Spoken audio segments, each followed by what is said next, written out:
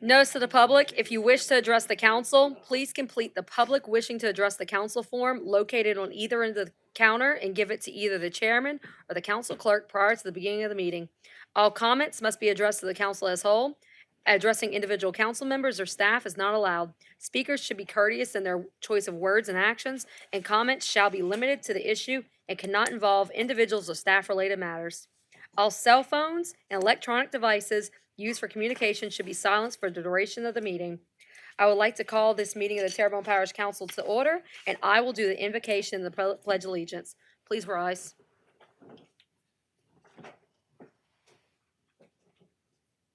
Grant us grace, our Father, to do our work this day as workmen and women who need not be ashamed. Give us the spirit of diligence and honest inquiry in our quest for truth, the spirit of charity in all our dealings with our fellows, and the spirit of gaiety, courage, and quiet mind in facing all tasks and responsibilities. Amen. I pledge allegiance to the flag of the United States of America and to the republic for which it stands, one nation, under God, indivisible, with liberty and justice for all.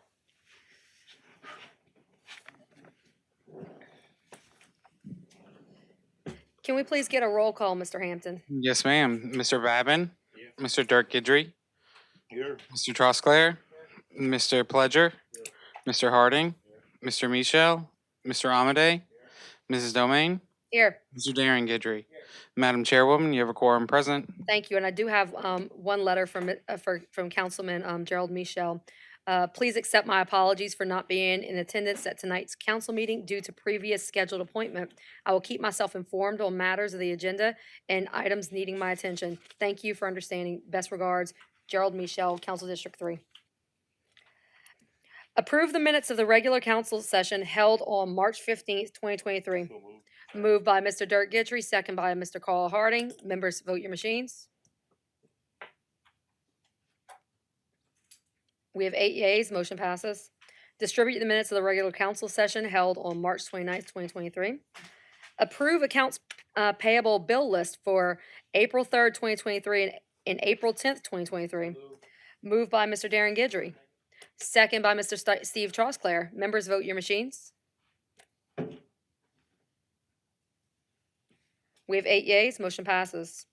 Approve the manual checklist, February 2023. Moved by Mr. Dirk Gidry, second by Mr. Brian Pledger. Members, vote your machines.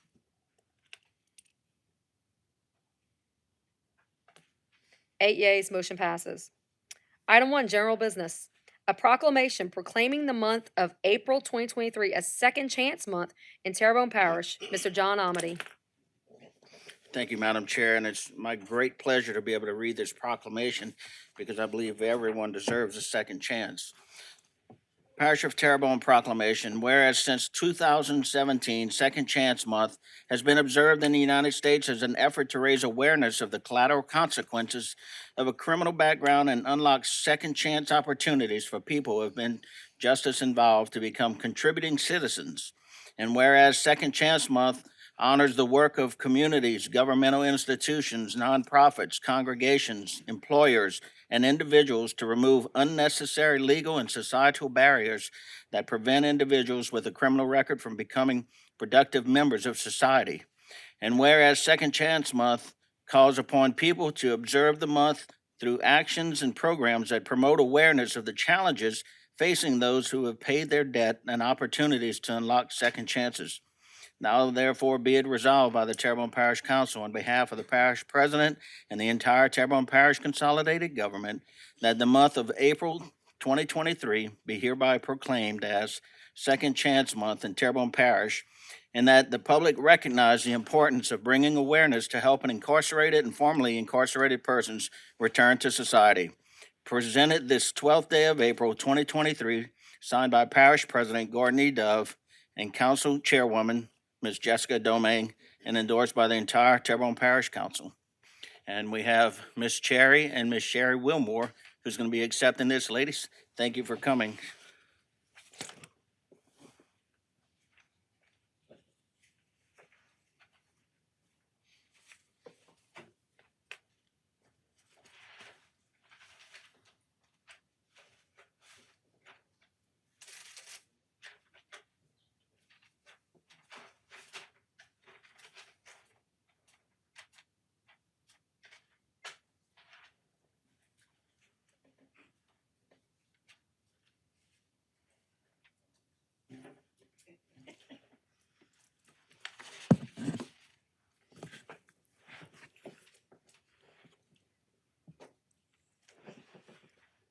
can speak. Sherry Wilmore, my address, I'm gonna give y'all my work address, 1750 Martin Luther King Street, Suite 108, Houma, Louisiana, 70364. I am the community coordinator for Terrebonne and Lafourche for the Department of Corrections, DOC. What we would like to do is thank the council and the parish president for acknowledging Second Chance once again. We have a number of events going on to recognize Second Chance Month for individuals who are either incarcerated or for those who are already released. On April 12th, on April 25th, we have a Second Chance Career and Resource Fair at the Houma Municipal Auditorium at 10 a.m. on April 25th. On April 27th, we have another Job and Resource Fair. That one will be held at the Civic Center in Thibodaux. As well as the whole entire month of April, we are collecting reading glasses, as well plastic reading glasses, the disposable ones, as well as Compass notebooks. The reason for that is what we realize is the barrier why persons are incarcerated is their sight. They having trouble reading the educational materials, and so we are collecting plastic reading glasses for that need. And the reason why we ask for plastic because they cannot have metal. And we always talk about mental well-being. So what does that look like once you're incarcerated? So we are requesting Compass notebooks from persons who want to donate because that helps people to journal, make plans, make goals. So once they are released, they have a correct path to go on, and as well as promote mental wellness. All of those things could be dropped off at Goodwill at the address I provided below, as well as Terrebonne Parish Sheriff Office in Shreveport, Louisiana, as well as Big Mike's locations in Houma and in Thibodaux, as well as Beacon Light Baptist Church in Houma, Louisiana. For those of you who want this information, I did email your email addresses that are on Terrebonne Parish website. So check those websites. And if you need me to distribute it to the clerk office so that all of you can get that, I do. And I also have copies that you guys can have tonight. Thank you and have a great day. All right, don't go anywhere. We have a couple lights on, okay? Okay. Mr. John Amity? Yeah, I just want to thank you guys for what you're doing and bringing awareness to that. You know, I would have to say that every one of us has done some mistake in our past that, you know, gave us some consequences, and everybody deserves that second chance. I know the company I work for, we use the sheriff's inmate release program, and we're looking forward to continuing the employment of those people once they're gone, because we're investing in them while they're finishing out their sentences. So again, I want to thank you for bringing awareness here in Terrebonne Parish, because not too many people are really up to speed on what's happening. Thank you. Thank you, Mr. Amity. Thank you. Item B, a proclamation proclaiming the month of April 2023 as Child Abuse Prevention Month in Terrebonne Parish. And it is definitely my great honor to read this proclamation tonight.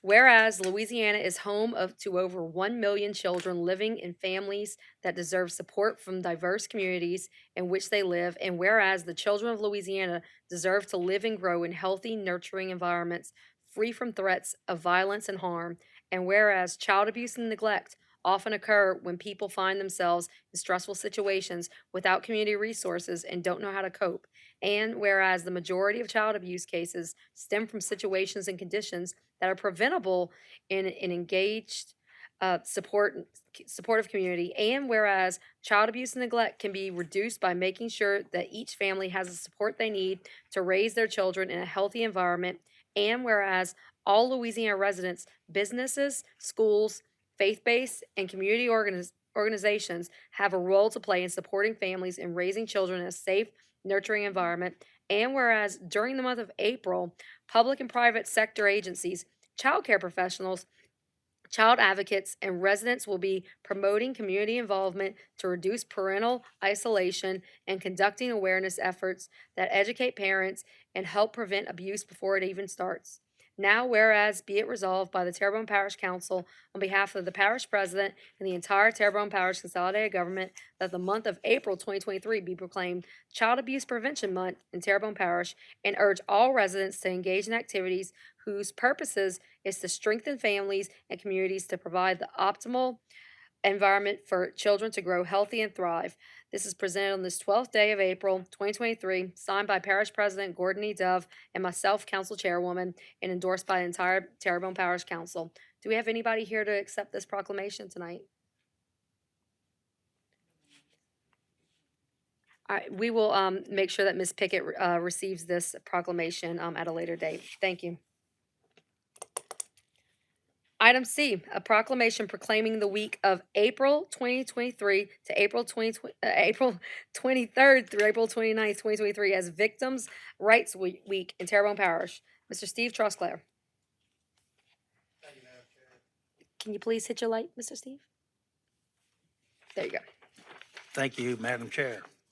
And it gives me pleasure to read this proclamation, and it states, whereas Americans are the victims of 20 million crimes each year affecting individuals and communities. And whereas years of investment in crime victims' rights and services have developed a system of victim response that can help victims recover from crime. And whereas reaching and serving all victims of crime is essential to supporting thriving communities because those who receive holistic services and support are more likely to remain invested in their communities. And whereas dedicated victim service providers are working every day to meet needs of crime victims, yet there are still too many victims without meaningful access to rights and services. And whereas many victims face barriers such as isolation, distrust of authorities, language limitations, lack of transportation, or cultural barriers that keep them from accessing the services and criminal justice systems that can help them recover from crime. And whereas we must take a dedicated effort to expand the circle of those prepared to respond to victims and link them to the resources that can help them recover. And whereas engaging a broader array of healthcare providers, community leaders, faith organizations, educators, and businesses can provide new links between victims and services that improve their safety, healing, and access to justice. And whereas National Crime Victims' Rights Week provides an opportunity to recommit to ensuring that all victims of crime, especially those who are challenging to reach or serve, are afforded their rights and receive a trauma-informed response. And whereas Terrebonne Parish is hereby dedicated strengthening victims and survivors in the aftermath of crime, building resilience in our communities and our victim responders, and working for justice for all victims and survivors. Therefore, be it resolved by the Terrebonne Parish Council on behalf of the parish president and entire Terrebonne Parish Consolidated Government that the week of April 23rd to the 29th, 2023 be hereby proclaimed Crime Victims' Rights Week in Terrebonne Parish. And that sincere gratitude and appreciation be expressed for those community members, victim service providers, and criminal justice professionals who are committed to improving our response to all victims of crime so that they may find relevant assistance, support, and justice and peace. And proclamation is presented on the 12th day of April, 2023. It's signed by Parish President Gordy Dove, Councilwoman Chair Councilwoman Jessica Domingue, and it's endorsed by the entire council. Anyone here receive this proclamation? Thank you all. Thank you. Item D, a proclamation proclaiming April 22nd, 2023 as Relay for Life in Terrebonne Parish. Mr. Carl Harding. Thank you. Good evening. City of Houma, Louisiana, Terrebonne, Parish of Terrebonne, a proclamation.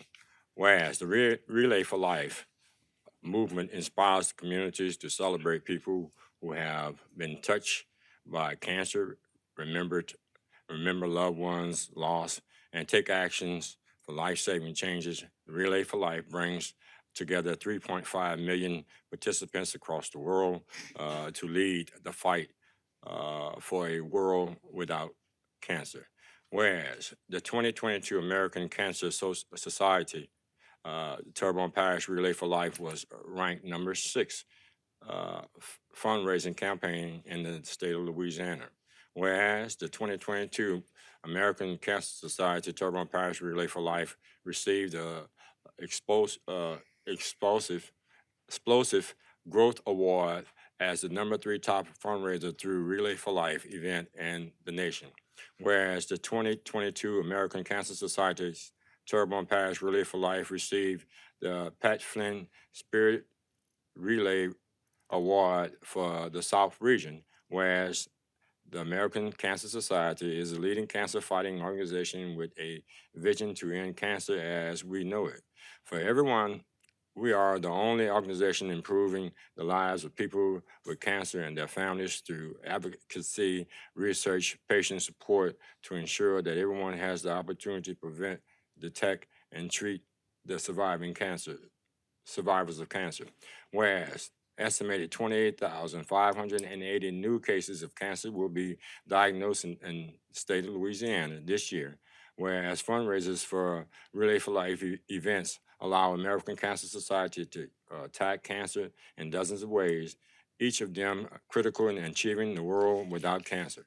From developing breakthrough therapy, innovative research, to building supportive communities that came together to help those affected by cancers which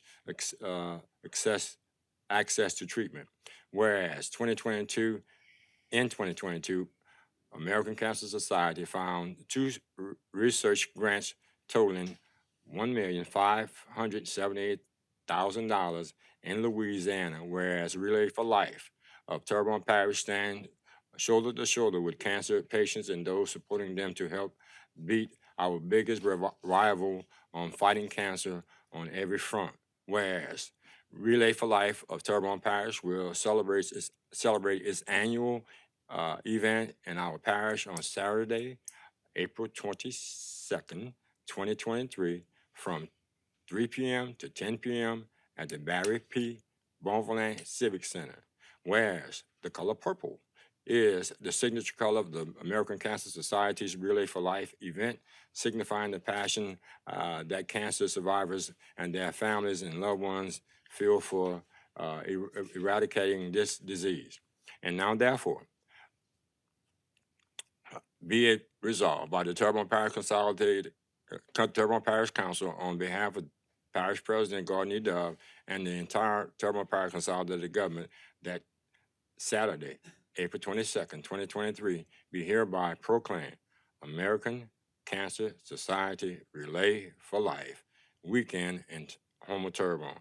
In Terrebonne Parish, to show your support to those individuals living with cancer and honor those individuals that have lost their lives in dedicated disease of cancer. Signed by Parish President Gardner Dove, Council Chairwoman Ms. Jessica Domingue, and the support of this council.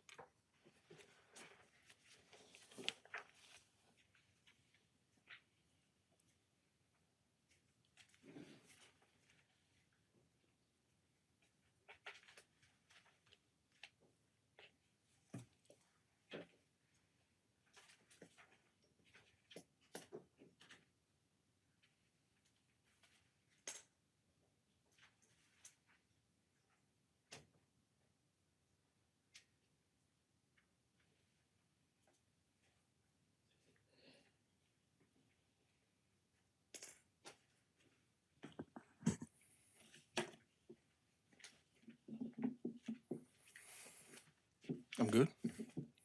Jason Bazeron, 120 Maple Avenue, Houma, Louisiana, 70364. I want to thank Consolidated Government and the council for recognizing our community because I really feel like this effort is because of our community.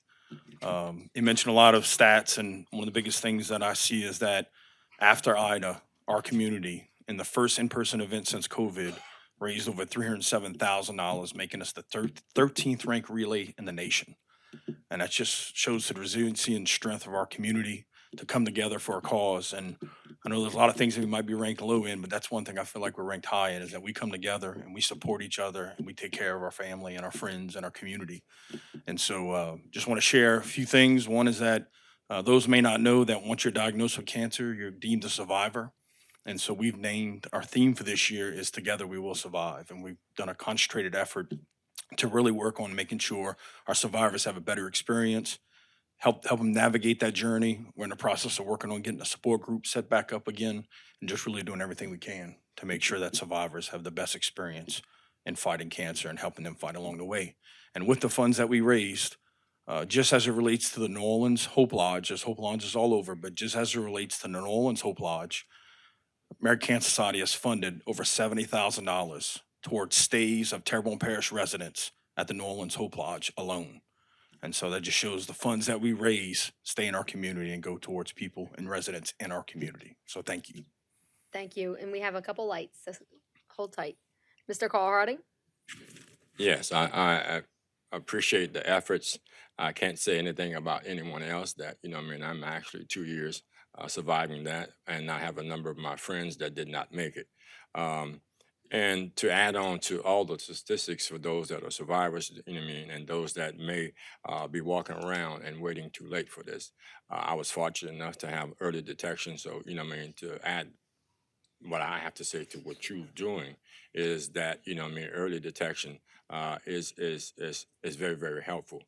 And I would happen to be in a position that, that I was well taken care of. So I appreciate all the efforts that you and the organization that you're associated with does within not just this community, but throughout the United States. Thank you. Thank you. Thank you very much. That's it. Yes, sir.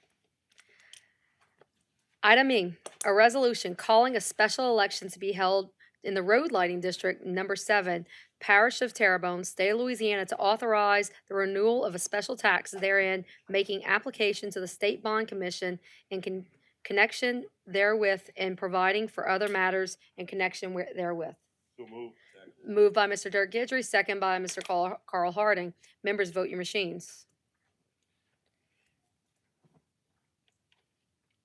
8 yeas, motion passes. Item 2, public wishes to address the council.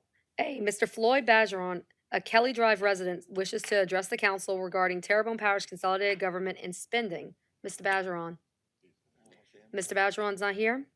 All right, we'll move on to Ms. Sherry Champon. Item B, Ms. Sherry Champon, a Terrebonne Parish resident, wishes to address the council relative to multiple 5G towers being placed throughout Terrebonne Parish. Ms. Sherry? Hello, Sherry Champagne, 5734 West Main Street in Homa. Being that I have 3 minutes, I figure I would keep this fairly to the facts and what we're here for. Kit, I am here to address the 5G towers that are throughout Terrebonne Parish. I'm not sure if you are aware, so I'm here to inform you and then to ask you for your help to change this. Currently, Terrebonne Parish has one ordinance for the new towers that are going up. That ordinance states that it's supposed to be a certain safe distance away from residents, schools, fire stations, and things like that. Currently, we have so many towers going up. Per the permitting office said they cannot even permit them, and they're going up so fast that they are not permitting them. So what is happening is these cell towers are now being, the actual equipment is being put on to existing towers. Those existing towers have no ordinance, so that 5G equipment is now being placed in residential areas. It is being placed in business areas. It is being placed in areas in where it is unsafe. So being that I am personally affected by this at this point, I currently wanted to let you guys know and to be aware that it is important that we have a new ordinance that addresses the existing towers and that 5G equipment being placed on those towers, the proximity that is to residents, the proximity that is to schools and businesses. Currently, we do not have that in Terrebonne Parish. We desperately need that.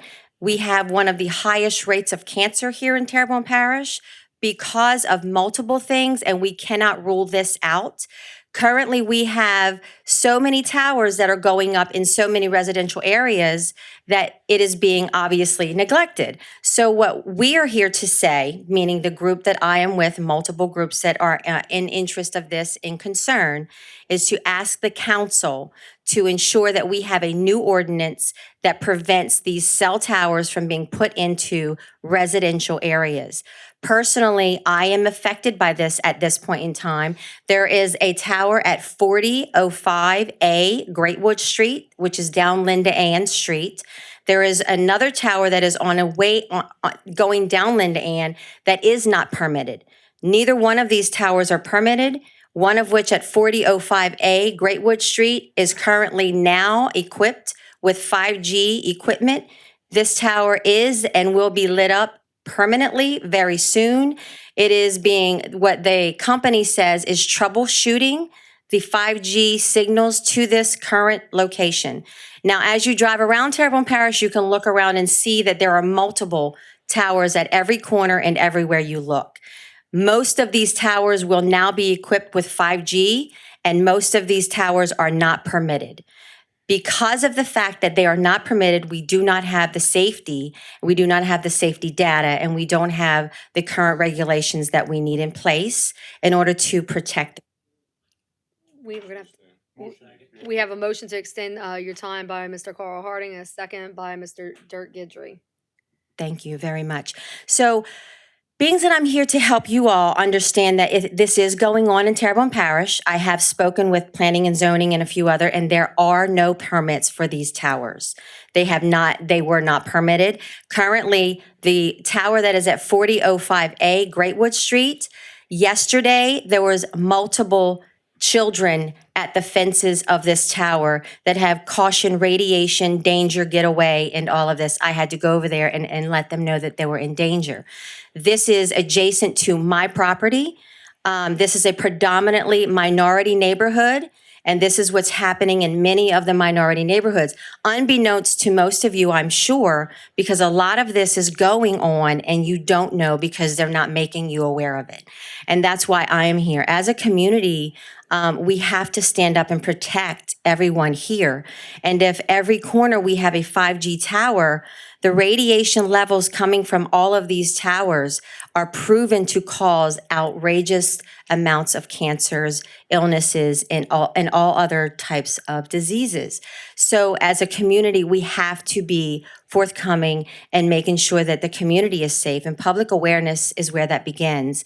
So if you all would take time to research, I can send you all of the data that is very important to understand how this is going on in Terrebonne Parish and how we can stop it together. Because at this point in time, when these children are hanging out at a very toxic location because it's within 50 feet of their home, and this is what it is within 50 feet of their home.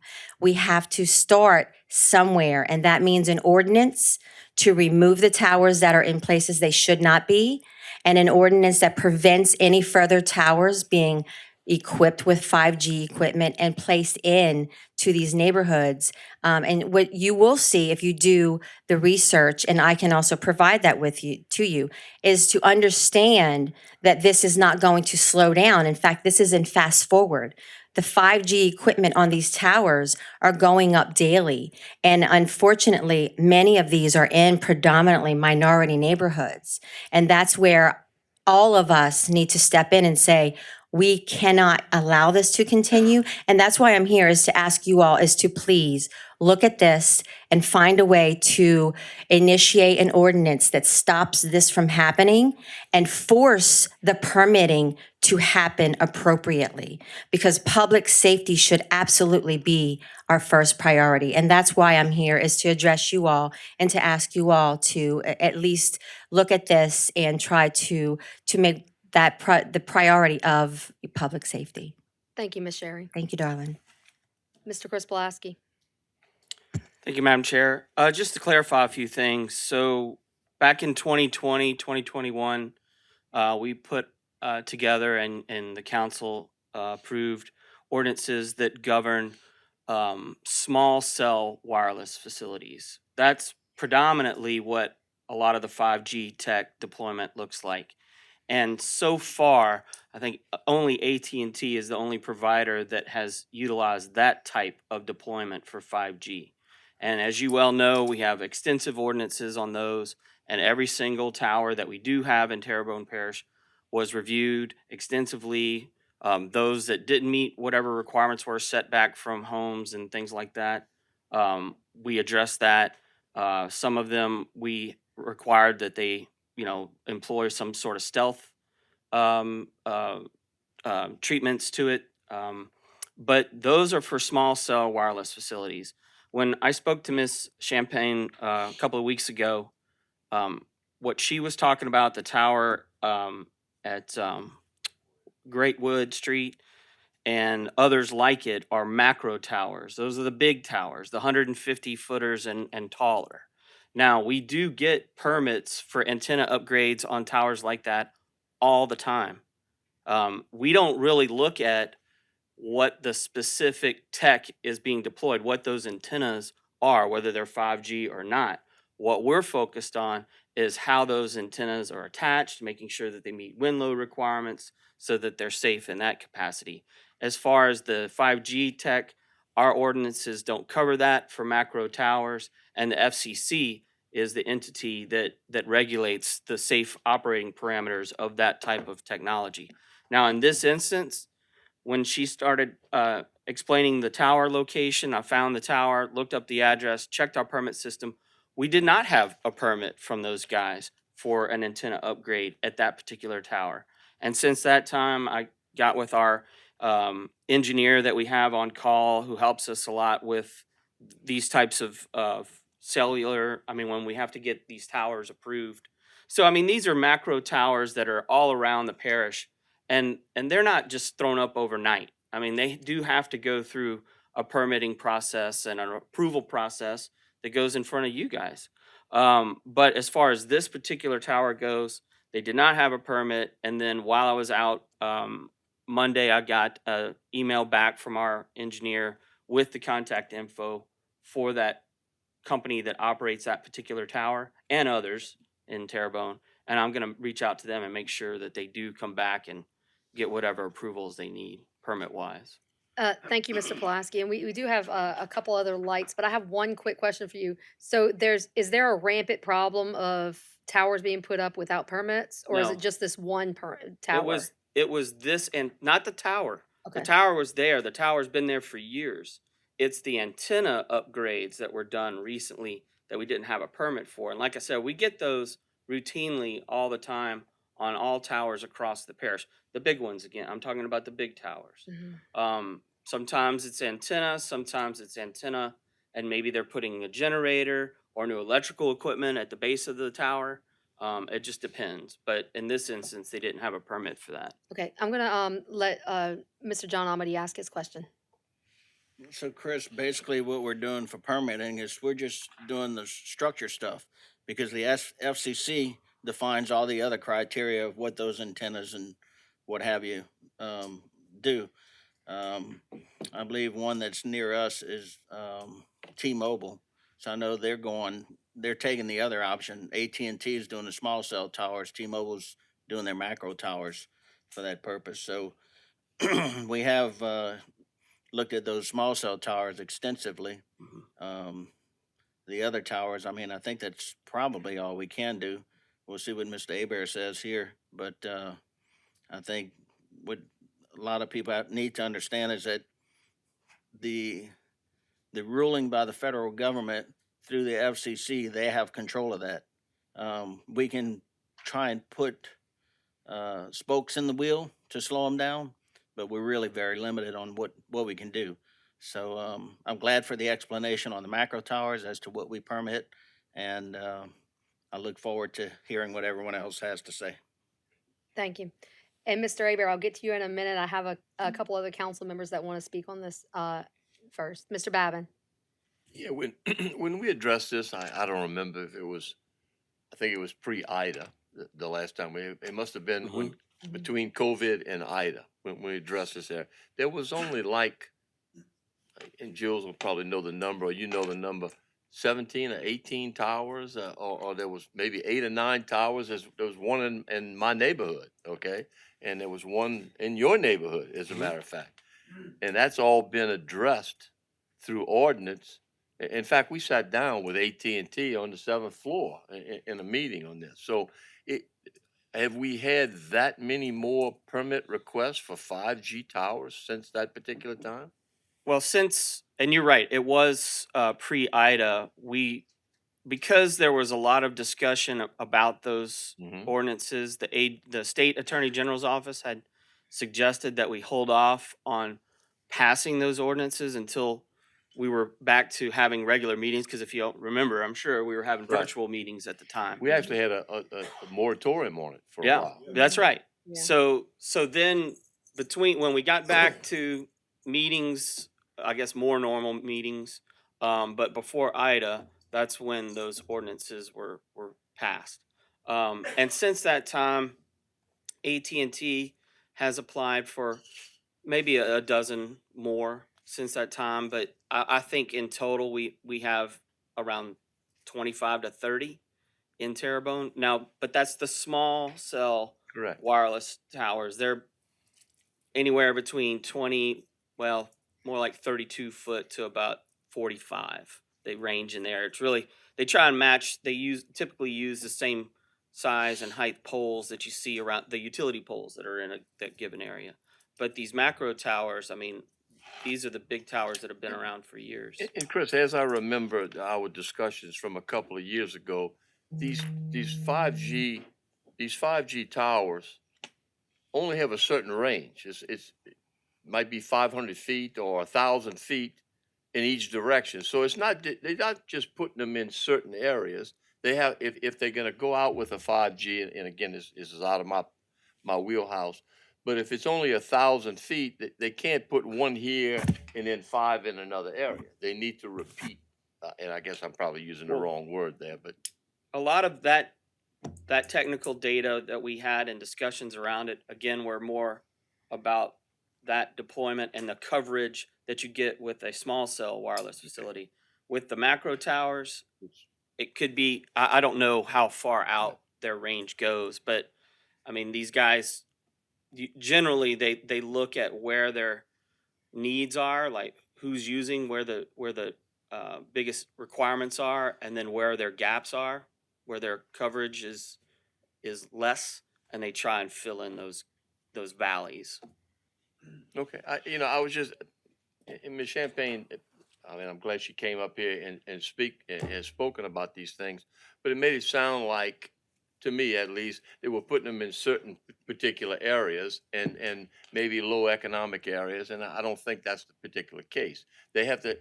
These things are all scientifically done in terms of range and their repeating ability and things like that. So I mean, a new tower was just built on St. Charles Street. Now that's a Verizon correct, tower. Now what type of tech they have on the top of it, right? I'm not sure. Not sure. Okay. But as far as the 5Gs, we did have a problem with that. We addressed that particular problem, waited on the state to come up with things, and then we moved forward with it.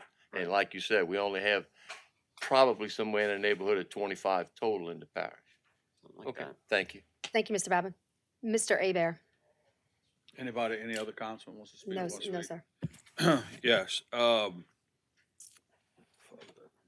5G stands for fifth generation.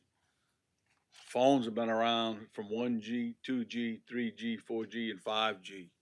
What has transpired in the recent years, as you all know, is that 5Gs gives you faster speed, but there are more of your home internet and things that are running off of these broadbands and these bands and this technology than it was before. So you got better internet service, better use, better phones.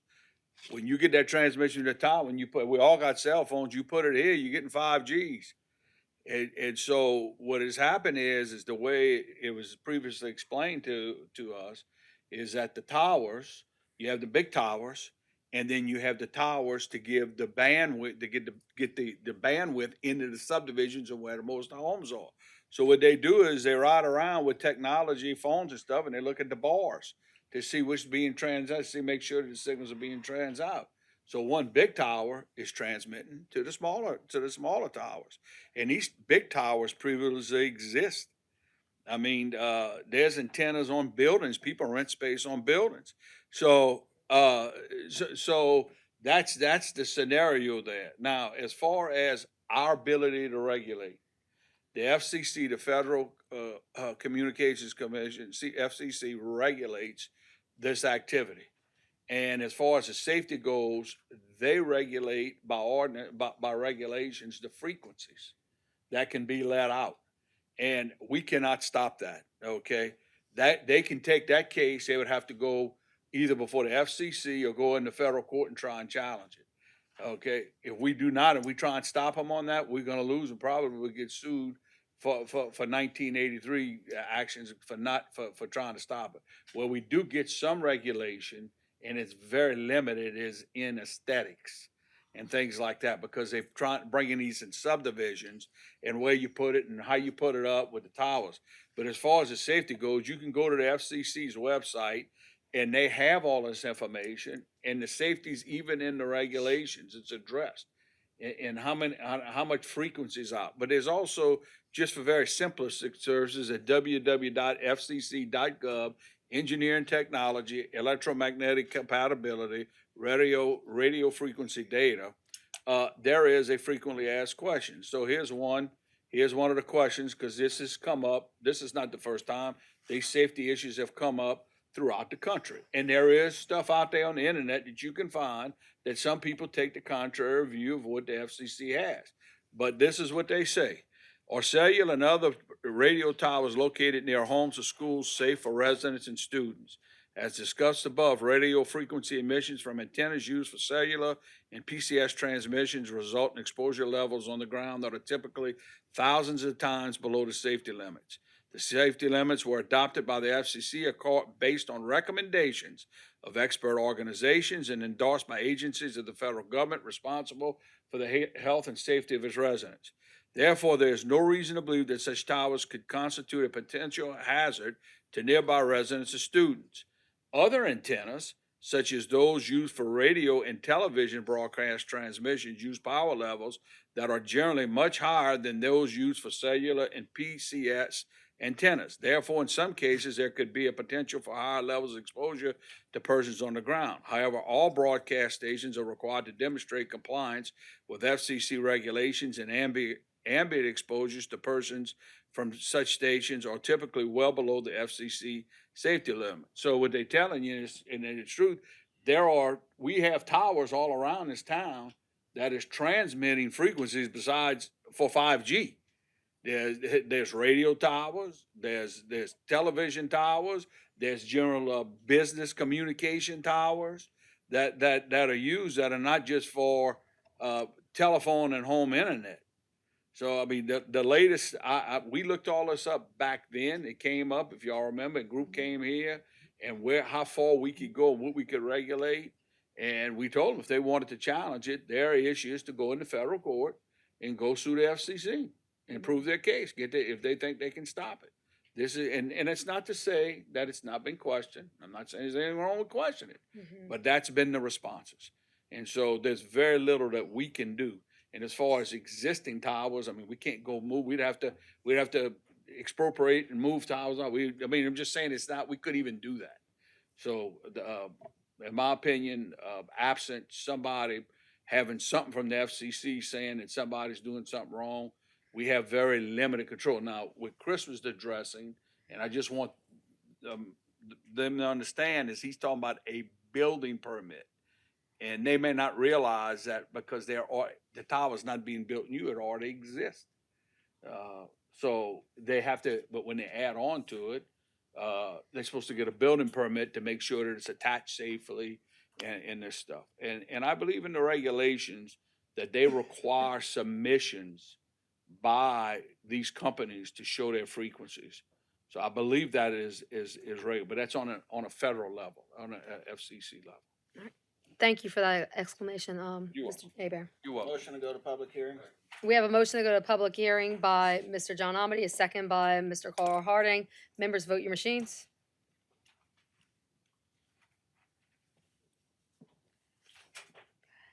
Eight yeas, we're going to 6:30 public hearing.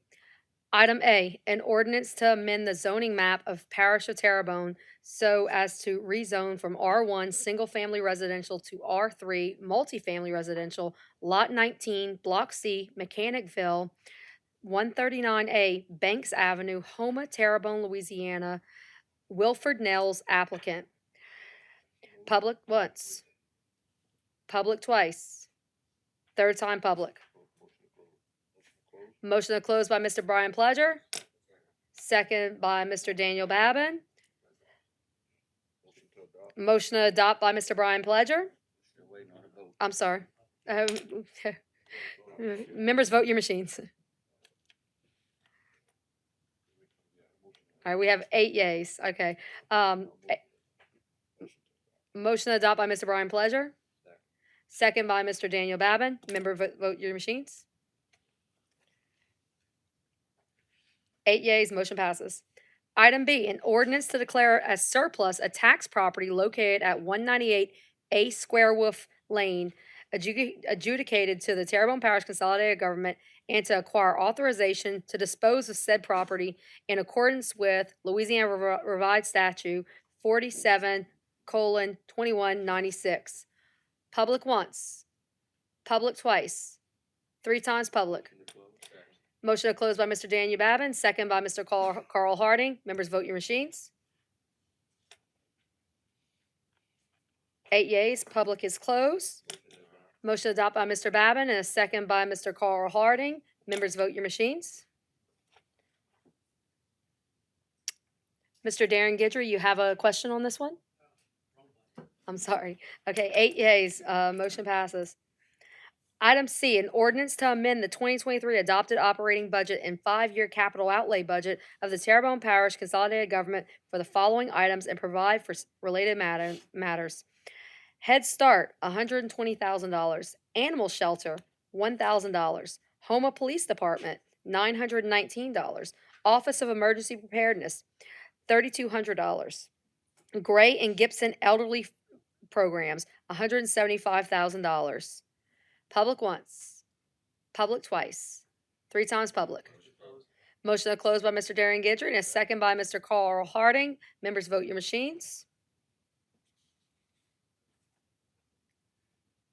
Public is closed. Motion to adopt by Mr. Carl Harding and a second by Mr. Darren Gidry. Members, vote your machines.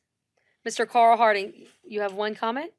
Yes, from Gulf Coast, there's Miss Bernadette Smith out here. You can recognize and you want to come up and say a few words. I want to also say that there's some people here from Gibson and very supportive people in the gray area. I would like to thank the administration, this council, and the assistance through Council on Aging, and the wonderful work that Candace has put forth for this particular program. I think it's something that's going to be exciting and creative and innovative within the department. But then, Ms. Smith.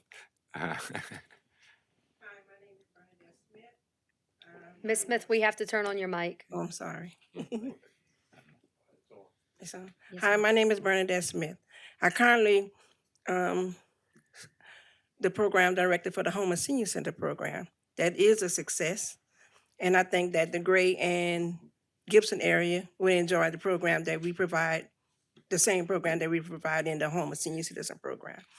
I think they will enjoy it. And if y'all have any questions that y'all need to ask, if y'all want to know anything about the program, I'm here to answer any questions that y'all need to do. But as y'all can see, we have successfully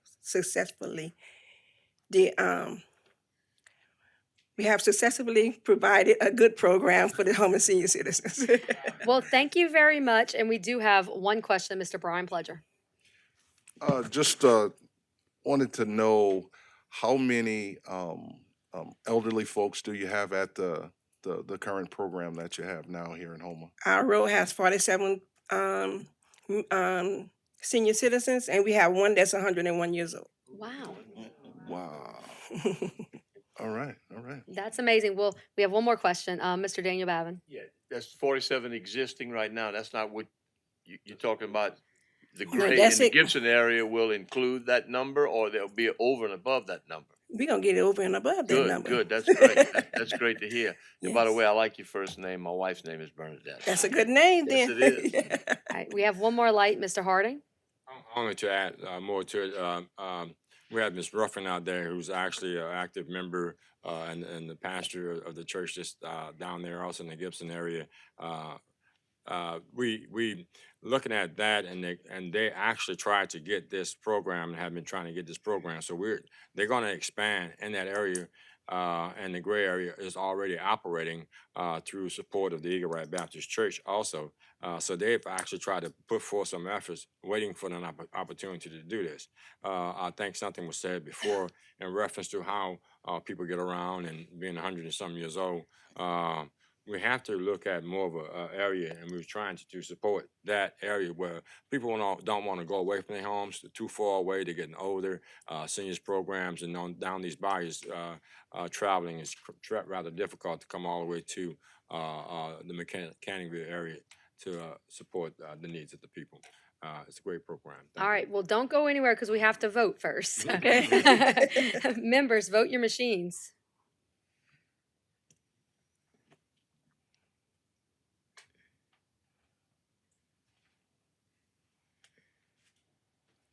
Eight yays. Congratulations. Motion passes. Thank y'all. Appreciate that.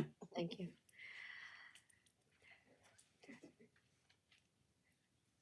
An ordinance appointing Miss Alicia Smith as Terrebonne Parish Council Minute Clerk, setting an effective date and setting the salary. Public once, public twice, 3 times public. Motion to close by Mr. Dirk Gidry, a second by Mr. Daniel Babin. Members, vote your machines.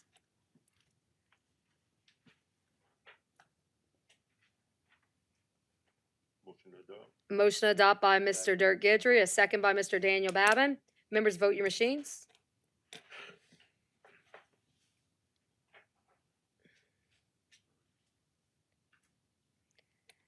Eight yeas, motion passes. Item E, an ordinance appointing Miss Charlie Howard as Terrebonne Parish Council Senior Minute Clerk, setting an effective date and setting the salary. Public once, public twice, 3 times public. Motion to close by Mr. Darren Guidry, second by Mr. Daniel Babin. Members, vote your machines. 8 yeas. All right. Motion to adopt by Mr. Darren Guidry, second by Mr. Carl Harding. Members, vote your machines.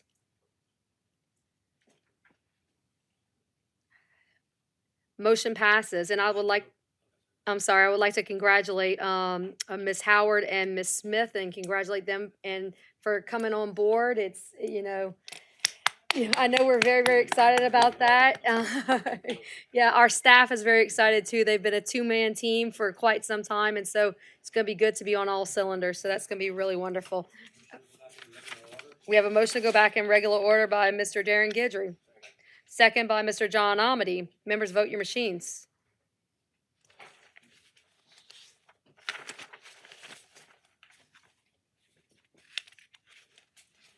We have 7 yays, and we are back in public wishes to address the council. All right, so I have 2 speaker cards today. The first speaker card is Mr. Woodrow J. Parker. He is from 1308 2nd Street in Morgan City. He would like to discuss the 2023 Ernest C. Dumas. Mr. Parker? Good evening, everyone. I'd like to ask for permission for the use of the Dumas Pool. It's been after COVID and after hurricanes through the Tri-City area, we've endured a 3-year wait. We were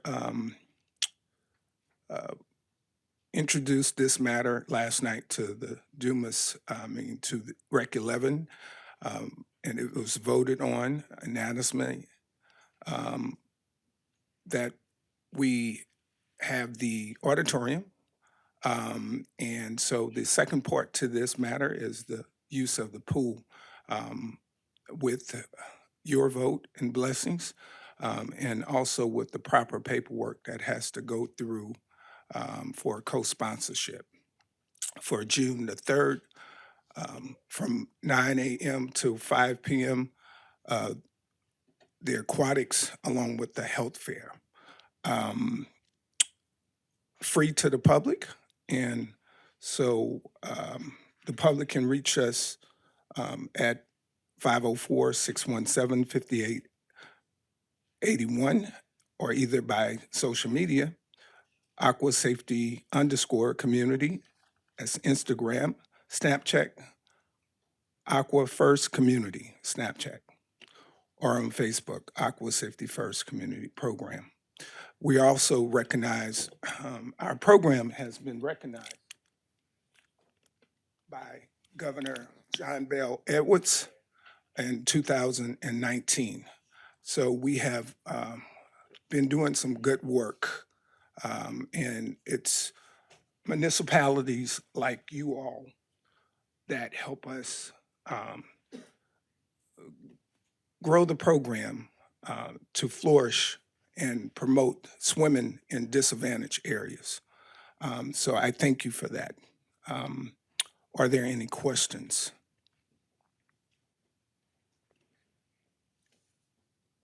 No, sir, we have no light since, okay, I'm sorry, Mr. Dirk Gidry. Mr. Parker, for us to be able to vote on that, you'd have to put it on our next meeting so we can vote Sure. on it. We can't do it tonight.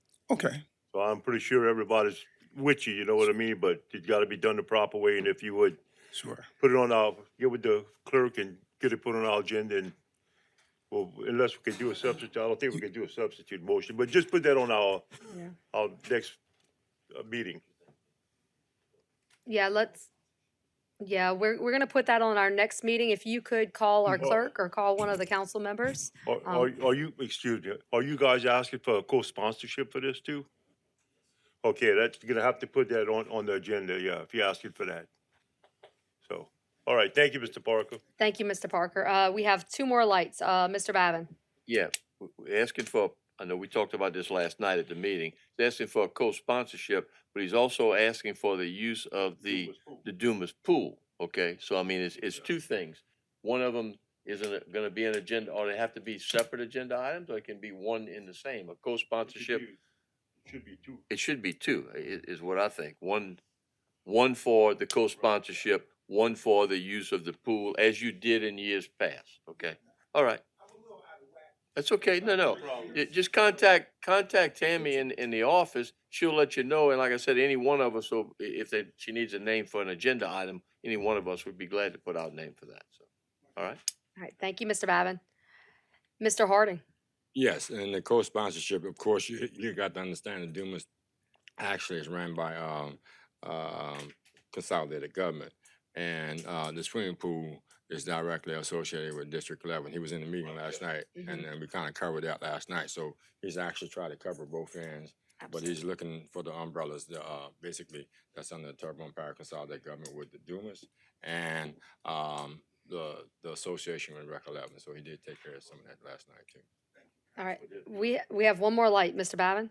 Then, if it in fact, if the pool is under Rec 11, we as a council don't have to give authorization. No, That it was Rec in- 11 has to give Yeah, Rec authorization. 11 So the will only keep thing that. you need to come to us for is a co-sponsorship. Right. Okay, Yeah, he was at Rec 11 last night. all right. Yeah. Correct, Okay, correct. good enough. So it looks like we're gonna see you in 2 weeks, Mr. Woodrow. Thank you. Have a good day. All right. We have another speaker card, Mr. Kellen Piku, 171 Jaden Lane, would like to speak about utility gas department. Mr. Piku.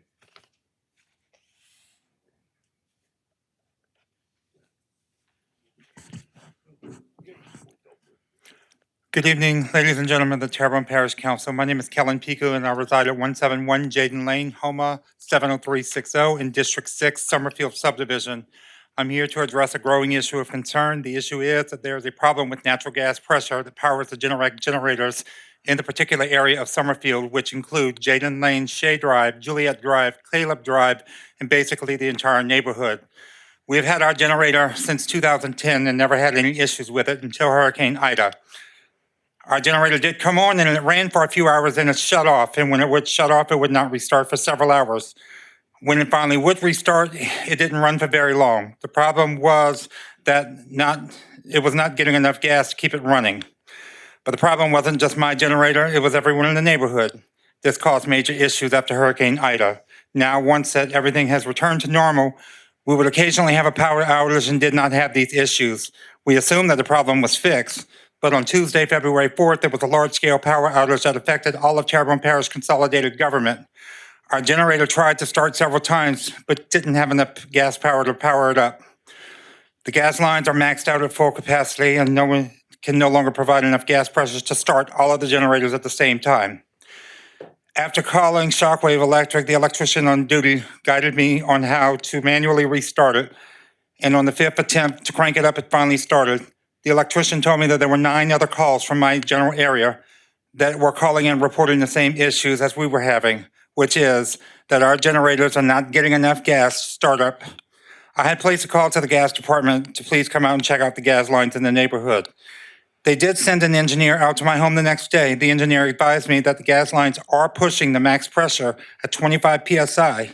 He stated that when all of the generators attempt to start at the same time, the gas lines are overwhelmed, and with so many homes in such close proximity with each other, with other generators, they cannot all start at the same time. What is really concerning to me is that more and more people are getting Generac generators installed in their homes.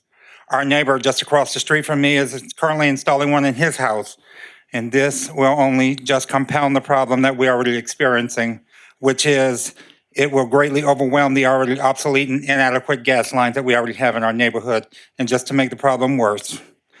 I've called my councilman, Darren Guidry, I've called the gas department, I've spoken to Shockwave Electric, and they all agree that something does need to be done about this. And it is pleasing to hear that there are people that are aware of the issue and they're making attempts to address the issue.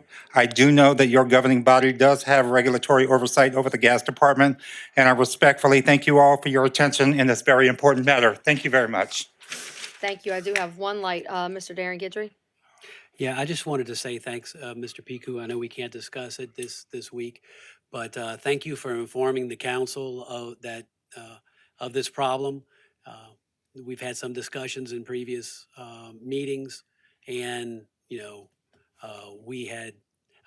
I'm glad you're informing us that the problem has not been fixed, and I know you're not alone in your neighborhood. And I'd like to ask staff if we could maybe put something on our agenda in 2 weeks so we could maybe get an update from utilities on the upgrades that we did do on Highway 311.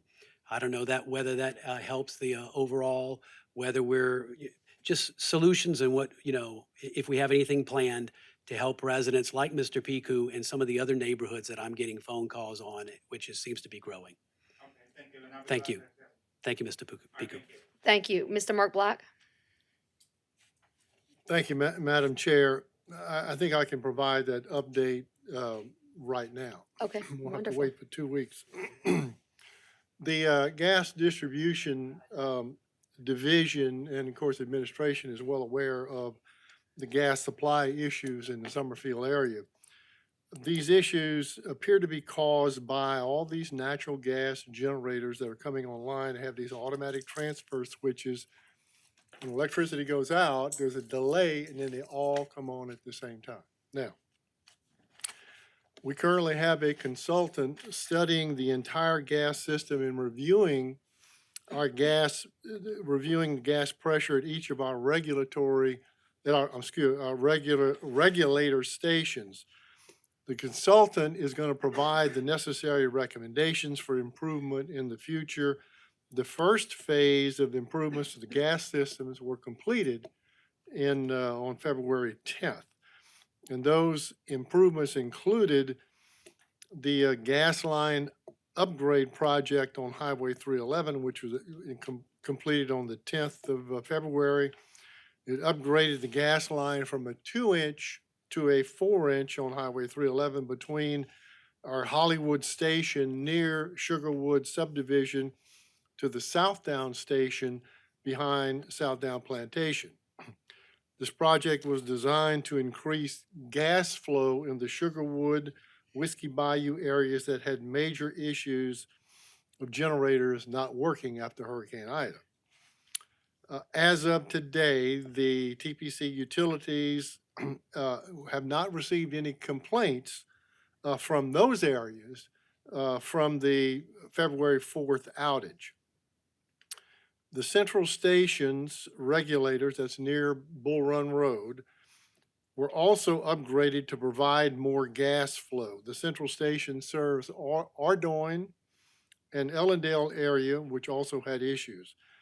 The gas division is planning to upgrade the regulators at the Southdown Station in an effort to provide increased gas pressure and flow to the Summerfield area, and this project should be completed this year. I'm not sure the month, but they're working on that. So Some improvements have been made to the system after Hurricane Ida, and they'll continue to make significant investments in all areas of concern to provide reliable gas service to all the 14,800 customers on the system. I appreciate that, and I would like to have this on our next agenda item, Mr. Guidry, if we could put this on our next agenda. Yeah, no, we definitely have a question. I'm gonna let you ask your question, because this is not just a problem for the 311 corridor. This it affects the entire parish, and so I think it's gonna be really important. Mr. Guidry. Yes, sir, Mr. Abear. Have to put it as an add-on. If you want to Add-on. let him discuss it, it's going to have to be put on as an add-on. All right, can we, You want to put it on as an add-on? vote? Mr. Guidry, do you want to put this on as You an know, add-on? I'll defer it for 2 weeks because I would like everybody to be prepared because, Okay, you know, let's if we defer could have for it as 2 an add-on, I'm weeks. gonna ask questions and. Yeah, let's do that because I have a lot of questions. So let's do that. Let's put it And on just 2 weeks. as a clarification, I know you mentioned there was no issues in Sugarwood and all those other areas, but that's Entergy, so that they wouldn't have been a part of the outage that happened in the city. Energy doesn't provide gas. All right, we're gonna move on. Thank you. All right. All right. Item 3. Yeah. Right. So if you put on the agenda, we'd have Ernest here. Yeah. And I know some of the answers, and Mark did a very good job. He said most of them. We will put this on the agenda in 2 weeks. Thank But you. my- Item 3, committee reports. Budget and Finance Committee, Mr. Dirk Guidry. I'll make a motion that the council accept and ratify the minutes of the Budget and Finance Committee held on April 10th, 2023, and I have one public hearing. An ordinance to amend the 2023 adopted operating budget, 5-year capital outlay budget, and budgeted positions of the Terrebonne Parish Consolidated Government for the following items and to provide for related matters. 1, home downtown development, $5,782. Home Fire Department, a plus of $26,302. Add 1 deputy chief, grade F5. Eliminate 2 firefighters, grade F1. Planning Department, $8,589. Add 1 permits technician, grade 109. And eliminate 1 administrative coordinator, 2, grade 106. And calling public hearing on said matter on Wednesday, April 26, 2023 at 6:30 PM. We have a motion by Mr. Dirk Guidry and a second by Mr. Daniel Babin. Members, vote your machines. 8 yeas, motion passes. Item B, Community Development and Planning Committee, Mr. John Amity. Thank you, Madam Chair. I make a motion that the council accept and ratify the minutes of the Community Development and Planning Committee held on March 13th, 2023, which will call 27 condemnation hearings to be held Monday, April 24th, 2023 at 5:30 PM on the residential structures, residential properties, residential mobile homes, accessory structures, or commercial structures located at the following addresses. Number 1, 5595 West Park Avenue, owned by James and Betty Quav. 2, 115 Leona Street, owned by Wade Price. 3, 319 Ashland Drive, owned by Naomi Ricks. 4, 222 Nilo Street, owned by Patricia Childress and Judy K. Childress. Number 5, 5009 Bayside Drive, owned by Clarence Cowart Jr. and Anna Mae Henry Cowart. Item number 6, 141 Petrie Street, owned by Carl LeBlanc, the estate Dolores Berg, LeBlanc, and Jim Harris. Number 7, 124 Price Street, owned by Troy J. LeBuff. 8, 7395 Park Avenue, owned by FIIDI LLC. 9, 7397 Park Avenue, owned by FIIDI LLC. And 10, 7391 Park Avenue, owned by FIIDI LLC. 11 is 515 Roosevelt Street, owned by Tyrone and Keisha Turner. 12, 621 Mahler Street, owned by Bobby John Cotton. 13, 213 Lyle Street, owned by Henry Joseph Arnold. 14, 953 Highway 55, owned by the estate Claude J. Prospery, care of Roland and Elaine Petrie. 15, 6039 Bayou Drive, owned by Alan Benoit. 16, 5515 Bayou Drive, owned by Boudreaux LeBeuf, care of Corbett LeBeuf.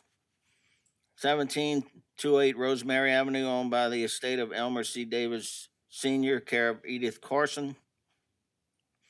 18312 Broad Street, owned by Michael J. Ormond Sr. 19311 Broad Street, owned by Michael J. Ormond Sr. 207688 Grand Caillou Road, owned by Buquet Corporation, care of Judith Gibson. 215152 Bayside Drive, owned by Joseph and Carol LaBeouf. 2604 Madge Street, owned by Leona Carter Charles. 231128 Berg Street, owned by Joe Harris Jr. 125 Price Street, owned by Stephen A. Beeson. 3620 Thomas Drive, owned by Taiwan T. Jackson. 535 Roosevelt Street, owned by Latoya Keller. And 105 Warren Street, owned by the estate Clarence Warren, care of Becky Cook, Clotilde Williams, David Warren, and Charles Warren. Thank you. We have a motion by Mr. John Amity, a second by Mr. Dirk Gidry. Members, vote your machines. 8 yeas, motion passes. Item C, Policy, Procedure, and Legal Committee. Mr. Gerald Michel is not here. Who is? I'm sorry, Mr. John Amity. I'm sorry, can you press your button again? Thank you, Madam Chair. I make a motion that the council accept and ratify the minutes of the Policy, Procedure, and Legal Committee held on April 10th, 2023, and I have no public hearings. We have a motion by Mr. John Amity, a second by Mr. Dirk Gidry. Members, vote your machines. 8 yeas, motion passes. Item 4, streetlights. As per by Mr. Steve Trosclair. Second by Mr. Daniel Babin. Members, vote your machines.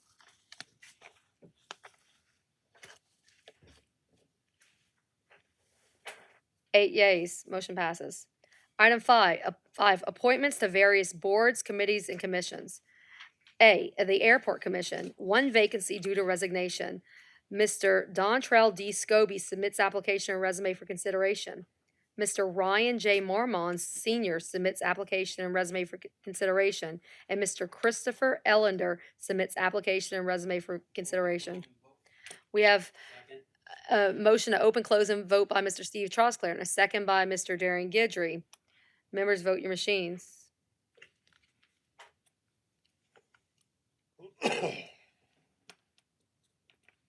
8 yeas. Can we please get a roll call vote? Yes, ma'am. Mr. Babin? Mr. Dirk Gidry? Mr. Ellender? Mr. Trosclair? Mr. Pledger? Mr. Harding? Mr. Michel? Mr. Amade? Ellender? Ms. Domain? Ellender. Mr. Darren Gidry? Madam Chair, that's 1 vote for Mr. Scobie, 1 vote for Mr. Marmon, and 6 votes for Mr. Ellender. Congratulations, Mr. Ellender is here tonight. Would you like to say a few words?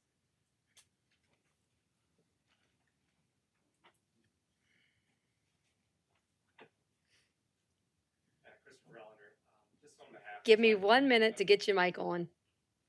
All right, now you can go. Okay, yeah, thank you, Christopher Allender. I just want to say thank you. As I mentioned in my letter, aviation started at Terrebonne Airport when I was a little boy. Fast forward 42 years later, I've traveled the world under Gulfstream. In the back of our airplanes, been to over 60 countries. Aviation is in my blood as part of crop dusting, as my father's sugarcane farm, as a Naval Academy nominee with U.S. Naval Academy. So it's a great honor, fast forward, being able to come back here, live in South Louisiana, down in Berg, and come back and support the Houma Terrebonne Airport and further this community and what's going on at the Houma Airport. So thank y'all for consideration and the vote and the nomination. Thank you, and congratulations. And we have a few lights. Mr. Dirk Gidry. Mr. Ellender, congratulations. I think you'll be a great asset to the airport. Looking at your credentials, you know, man, they're great credentials. And I know a lot of these people in the aviation business speak highly of you. So, you know, congratulations for coming on and trying to help out the airport. And at this time, the airport is going through a major change. Probably one of the biggest things that's hit Terrebonne Parish, maybe since the oil industry, you know what I mean? So congratulations, and listen, when you go home, tell your daddy we give him our wishes. Yeah. Thank you. And thank you, Mr. Guidry. And, you know, on a personal note, thank you for everyone here who's been supportive of my father and everything he's going through. I know he would love to be here. And, you know, just personally, you know, there's more life than this. And thank y'all so much for everything for my dad. Thank you. Mr. Daniel Babin. Yeah, I just want to pass on to kind of echo with Dirk about your father. I spoke to him yesterday. Yeah. Okay. But you're working with you're going to work with a great group of people, not a good group of people, a great group of people. And the airport is as I told Carlton yesterday, and Mert and I talk about this, it's a jewel in the rough. And it's the future of Terrebonne Parish, Absolutely. in my opinion. All right. This drone program is second to none. So again, it's an exciting time for the airport. You got great leadership, and I know you're going to do a wonderful job. Yeah. Thank you, Mr. Babin. Thank you, Mr. Babin. Mr. Steve Trosclair. Yes, thank you, Madam Chair.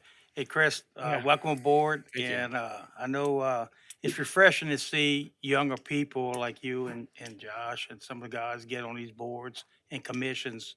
You know, that's what we need. We need some of the younger guys to step up and release some of us old timers and let us fade off into the sunset. Yeah. But no, you know, new ideas, fresh blood, and it's, you know, it's refreshing to see that. And I know you're gonna do a good job.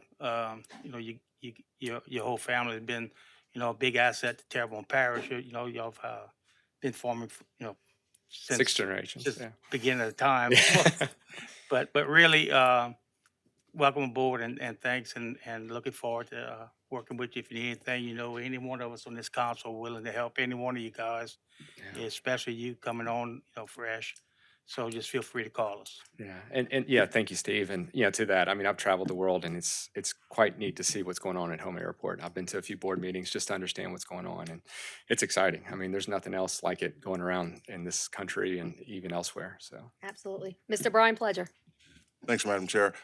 Just to add on to this, not only is the Houma Airport a small airport, but I think that the Airport Commission is doing a great job, because in my research of this, that I found out, and I don't know if all the council members know, but the Houma Terrebonne Airport is the second busiest helo operations in the country. So with all your experience and the wealth of knowledge that you bring, hopefully the next time we talk to you, we'll be number one, right? yeah. All right. Thank you, Mr. Brian. Mr. Darren Guidry. Yeah, and Chris, you know, we're happy to have you aboard. Economic development is going to be very important to Terrebonne Parish moving forward, and diversity. And the airport offers that type of economic diversity that we need.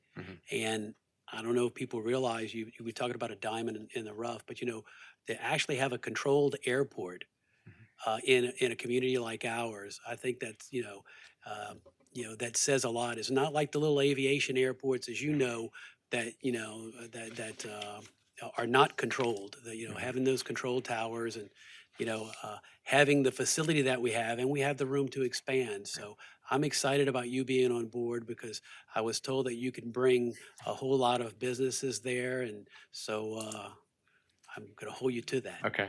All right. Thanks. Thank All you. right. Thank you. Thank you. Thank you. Thank you, Mr. Allender. Item 6, vacancies to various boards, committees, and commissions. Recreation District Number 2-3 Board, 3 expiring terms on May 31st, 2023, and 1 vacancy due to resignation. Recreation District Number 5 Board, 1 vacancy due to resignation. Fire Protection District Number 5 Board, 1 expired term. Fire Protection District Number 6 Board, 1 vacancy due to a resignation. Fire Protection District Number 8 Board, 2 expired terms. Bayou Blue Fire Protection District Board, 1 expired term. Coteau Fire Protection District Board, 1 expired term. TITA, 2 expired terms. Terrebonne Parish Tree Board, 3 vacancies due to resignations. TARC, 3 expired terms on May 31st, 2023. Announcements. Is there any administration announcements? No? Parish Council announcements? Mr. Dirk Guidry. Yeah, this weekend we're having the annual Shrimp Board Blessing, not only in Chauvin, but I'm not some of Steel Danny's Thunder, but also in Dulac. So this weekend, so if you want to come out and kind of support our fishermen that's having a real hard time, I mean, they would used to be one of them in the top of the industry in the parish and the sugarcane, and now we're hoping the airport can do something about this. So, but y'all come on down and then support these fishermen because they're very, very, very in need of dire help down these bayous. So thank y'all. Thank you, Mr. Guidry. Mr. Darren Guidry. I actually hit this button is so sensitive here when you hit it, but yeah, I just wanted to tell people to get out. We're starting to have festivals, events, cook-offs, various other things for charities. The weather is good, so please get out and help support the local communities. Thank you very much. Thank you, Mr. Guidry. Mr. Carl Harding. Yeah, Mr. Pulaski, I asked for a report that I think we were looking for, and could you give me? You don't have my agenda? It's an agenda item. Number 9. Okay, then Yeah, that was the new one. I'm yeah, sorry. I got it. I Yeah, got it on there, okay. sir. All Yes, right, sir. thank you. All right.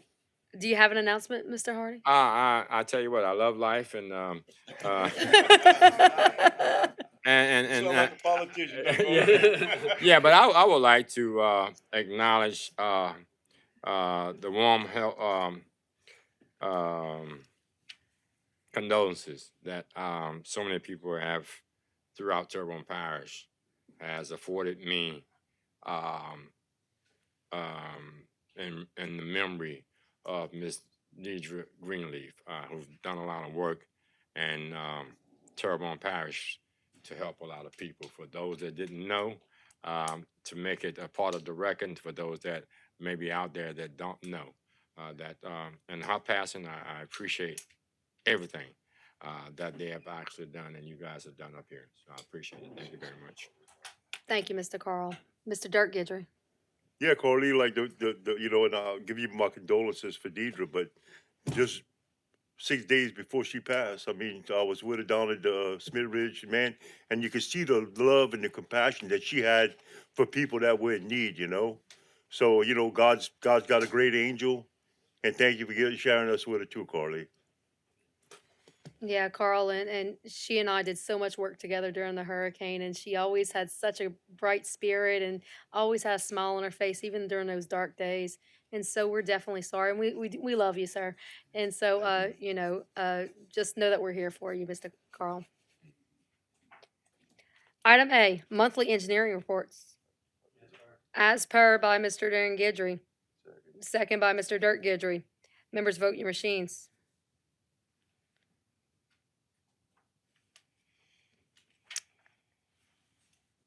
Eight yeas, motion passes. Item 9, staff reports. You get your glory now, Mr. Harding. Informational update on the status of public housing and temporary housing in Terrebonne Parish, Mr. Carl Harding. Yes, I actually asked for an update, and I think Chris, like I said, he's one of the smartest guys I know.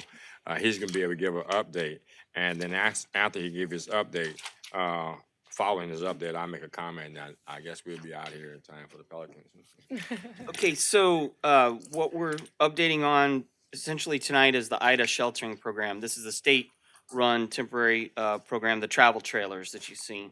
As of today, there are 917 travel trailer units still in Terrebonne Parish. Most of these are on private sites. There are 132 at commercial sites, which are existing mobile home parks, including the 109 that are at Rebecca Village. As many of you are aware, the state had announced that program will be shutting down on May 31st, 2023. So those folks who are still, those 917 units still have occupants in them. So right now, the state has several groups and programs to help assist these folks finding alternative housing options, whether it's through the Restore LA program or the parish. Housing and Human Services at the parish does issue vouchers. And I can go through and give some of these numbers. I mean, Housing and Human Services number is 985-219 $2,900. So if there are occupants who are looking for a voucher as an option, that's where you need to go. The workforce group, which is a group that the state hired to help assist people with resources and finding out ways that they can access all of these programs. They're here in town, and their office is 985-302-0135. But I mean, there are a number of these, and I've sent emails out to you all in the past, and I just during the meeting I forwarded another similar email with all of those programs and numbers to Miss Tammy so she could get out to all of y'all. I've also asked our IT department to put the flyers on our homepage for the parish so people can see it. But the other update that we had asked about, because a number of these occupants were from either the high rise or Senator Circle, which is operated by the Homa Housing Authority through HUD, not Terrebonne Parish Consolidated Government. So we had asked them to give us an update on where they were with their assessments of those two properties and what they're looking to do. And yesterday we got an email back that the tower, was completely vacated. And right now, most of those residents are being housed with either vouchers from Housing and Human Services at the parish or through the IDA sheltering program. And the same for Senator Circle. But as far as those properties go, they didn't really have much information to give to us. They're still assessing both properties with their architects and structural engineers and so forth. They're basically looking to put together a more formal update for their next regular meeting at the end of this month, at the end of April. And those, of course, are public meetings, and they invited, anybody from the council or the public wishing to attend to hear those updates. So, and that's from Nikita, who is the executive director of the housing, and Nikita Gilton, who's the executive director of the Housing Authority. So I think right now we're kind of waiting to see what they come back at at the end of the month. Yeah, and I appreciate that information going out there because I'm very much and have been very much concerned. Not to say not any of these members that are up here are not concerned, but then there are all people that are out there that are not in the position that we are in. And you say, well, we have 900 some trailers. We really got to find out how many people that is. So if we have, let's say, for instance, 2 people per trailer, that's 1,800 people that's going to be looking for a place to stay or live on the 27th.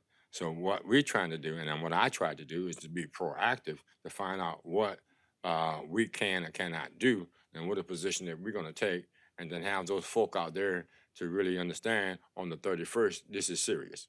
Yeah. Because these trailers are meant to be in existence for a certain amount of time. I think they've had several extensions of that. So we're in a position also to understand that the high rise, those members that were in the high rise, they actually, if they have a voucher, that voucher is permanent. But then we don't have housing either. So the people that are in Senator Circle, those vouchers are not as permanent. They're going to have to relocate, or they have relocated. So when these facilities start to closing down, and that's why I want it out there. Again, their meeting is going to be on the 27th. I'm aware of the email that was sent back to us. I'm sure there are some circumstances that may not be able to discuss at this particular time. But I'm sure by the 26th, our next meeting, that I'm going to have more information, and prior to their meeting on Thursday on the 27th. I don't know exact time, but then I'll be able to give that announcement on the 26th. So we want to be thoughtful. I'm definitely thoughtful. I would actually ask that my colleagues not to have so much discussion about it, but then at least make some type of inquiry about these people and where they're going to be at after the 31st of May, because we're going to have an issue, and we have a housing issue here. And I don't think some of the people that are out there are taking it rather lightly, or would take it rather lightly. And I think the strong got to bear the infirmities of the weak. So some of these people, if you mention the meeting on the 27th, which I was mentioning about the 27th with the HUD, Hama Housing Authority, that a lot of people don't know about Terrebonne Parish Consolidated Government, and we televise. So the things that we're doing, it's a simple thing that somehow or another we have to come to the carpet and get some information from something. And I will be addressing the issue, see if we can get some type of information, get their minutes. We have a parish president appoint that board up there, and I promise you, I'm going to investigate this because it's a passion of mine, and I want to let it die. And that's why I'm bringing it up now. So the 31st is going to be next month. Thank you, Mr. Harding. Mhm. Mr. John Amity. Thank you, Madam Chair. Chris, early on when they started the Ida sheltering, that was to jumpstart FEMA, so that we can get ahead of them. And there were conversations saying that the people would just roll over into FEMA. So that never Well, never I think continued. that was the intent, and they did have. I don't have an exact number, but I know they did have some of those IDA sheltering program folks who did transition over into FEMA. But the FEMA requirements are much more stringent than the state level requirements, and so for those folks who, for whatever reason, didn't meet the FEMA eligibility requirements, there was no place for them to go, so they continued to remain in the IDA sheltering program. I mean, it was the first time the state's done it. Right. I'm sure that they learned a few things through that program, and right now when they decommission units, they're staging them. They're fixing up the ones that they can fix, but at this point in time, we're not aware that they're going to be doing any sort of large auctions or anything like that to sell them off. So I would anticipate that means that they're going to hang on to these things, and in the unfortunate yet likely, scenario, we have another another hurricane at some point, they'll redeploy them in whatever area needs them. Yeah, I thought that in order to get those, you had to have a FEMA number as well. But I guess that's something to look at for the future in their after action assessments. It was a great idea to jumpstart them, and I think it really helped the citizens because they were able to get into those faster. And but I know that FEMA's telling us that as long as there's a need, they're going to keep their program going. So I mean, we need to do something like Carly says for all these people that's about to be dumped on the street. But thank you and your department for all you do. I left a message for you. Please call me tomorrow. Sure. Mr. Babin. Yeah, Chris, just to kind of piggyback on this, the facility that we have down in Dulac, that is state, that's not going to fall under any of the, we still don't have a timetable on that, right? No. Because I mean, it's very much used, and I don't want to open up a Pandora's box. So if we hear anything on that, please let me know so I can inform the people in the Grand Kai area. Sure. Thank you. Mr. Pledger. Yes, to go along with Mr. Harding and also Mr. Amity, I've had some of the constituents contact me, and I think it's a matter of a communication thing that's not really happening, because some are under the impression they contact FEMA, they're thrown back to LA Restore, and it's kind of a back and forth with the folks not really understanding. So that's something that I'll have to drill down so I can get an understanding to be able to at least educate the folks and let them know exactly what they need to do. But also I've been pretty active with HUD or the Housing Authority here, trying to get some questions answered. But at the same time, it's still difficult to do that. But that is a passion, something that we do need to take care of, though, for sure. Thanks, Madam Chair. Thank you, Mr. Pledger.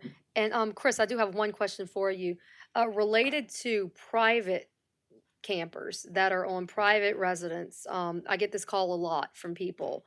When is that going to end? Well, right now we have, through an executive order, we've been extending it, and we'll continue to do that until the FEMA program is done. Because even once this IDA sheltering program shuts down, we're still, looking. We still have over 1,000 FEMA units throughout Terrebonne Parish. So we're just basically going to keep that executive order extending out as long as the FEMA program's in effect. But once these IDA sheltering program units are decommissioned, they come and haul them off, and then we're working with their administrators who are on that program so that we close out each one of those sites. So when that unit's decommissioned, they tell us, okay, guys, 1, 2, 3, Maple Street is gone. We send our guy out to confirm it, and then we close out that permit file. So Okay. All right. No, I appreciate that, Chris. And Mr. Harding, after that HUD meeting, possibly we can get those guys over here and give us a report so that we can all get that information. And I would also like to announce that I will be attending the Louisiana Emergency Preparedness Association meeting. It's going to be a conference in May, and so hopefully I can get some of that information to bring back to the council as well. So thank you. Motion adjourned by Mr. John Amity, a second by Mr. Carl Harding. Members, vote your machines.